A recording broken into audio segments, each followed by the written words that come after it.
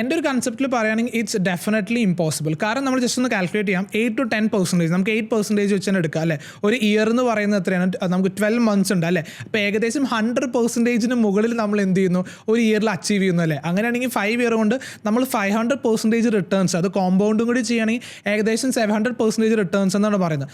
അത് ഒരിക്കലും റിയലിസ്റ്റിക്കലി നടക്കുകയില്ല. സോ നമുക്ക് മനസ്സിലാക്കേണ്ട, ചില മാസങ്ങളിൽ ലെറ്റ്സ് നമുക്ക് 5% കിട്ടും, ചില മാസങ്ങളിൽ നമ്മൾ ലോസ് ആയിരിക്കും. പക്ഷേ ലോസ് ആകുമ്പോൾ എന്താണ്, നമ്മുടെ പ്രോഫിറ്റ്സ് മാത്രമാണ് എന്താണ് നമുക്ക് റിസ്ക് വരുന്നത്, നമ്മുടെ അക്കൗണ്ടിലേക്ക് ഒന്നും പറ്റുന്നില്ല. ചിലപ്പോൾ ചില മാസങ്ങളിലേക്ക് 20% കിട്ടും, ചില മാസങ്ങൾ നമ്മൾ ട്രേഡ് പോലും ചെയ്യുകയില്ല. സോ എവറി മന്ത് ഒരു 5 to 8% എന്ന് പറയുന്നത് തന്നെ ഇറ്റ്സ് എ വെരി ബിഗ് ലൈ എന്നുള്ളതാണ്.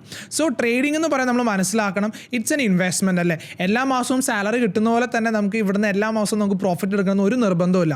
നമ്മുടെ അൾട്ടിമേറ്റ് ഗോൾ എന്ന് പറയുന്നത് B A profitable and A sustained trader എന്നുള്ളതാണ്. അപ്പോൾ ചില മാസം നിങ്ങൾ ട്രേഡ് ചെയ്യില്ല, ചില മാസങ്ങൾ ഡെഫിനറ്റ്ലി നല്ല പെർസെൻറ്റേജ് ഓഫ് പ്രോഫിറ്റ് കിട്ടിയിട്ടുണ്ടോ. ബട്ട് എവറി മന്ത് നമ്മളൊരു ടാർജറ്റ് ബേസ് ചെയ്ത്, ലെറ്റ്സ് സേ 5%, 8% ടാർജറ്റ് ബേസ് ചെയ്ത് നമ്മൾ ട്രേഡ് ചെയ്താൽ there is a greater risk that we will wash out our accounts.